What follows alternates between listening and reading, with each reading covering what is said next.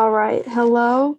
We are group one talking about the virtual study abroad trip to Sydney, Australia. And just to give a brief overview of our sticky note process, we all had ideas about what was possible and what we needed in order to plan our virtual study abroad trip.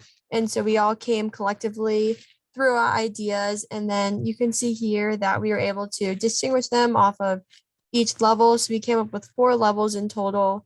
The first, of course, being the project, the second being some of the more important factors going into planning, the third being the deliverables that came from the second level, and the fourth level are just final keynotes that we need in order to incorporate our planning all together.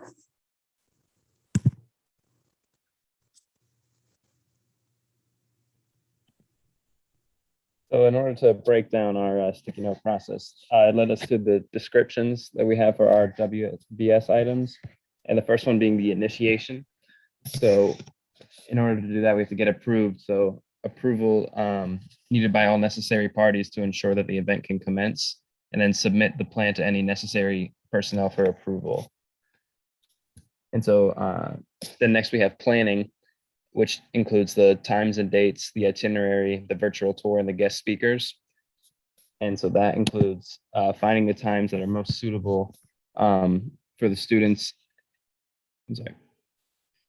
For the students and activities within the trip, and then develop an itinerary for students to follow on their virtual study abroad trip.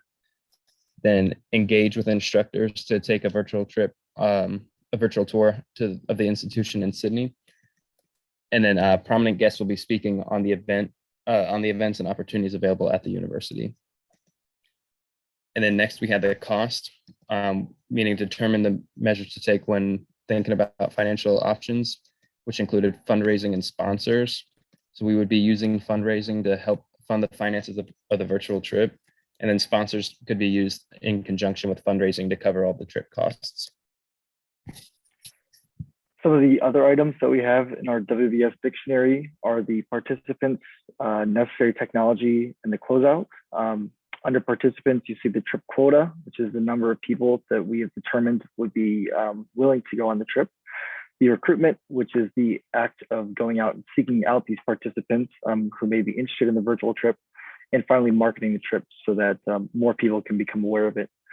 Under technology, we have access and availability, which is how we can make sure that technology won't hinder the trip and we're using it to the best of our abilities.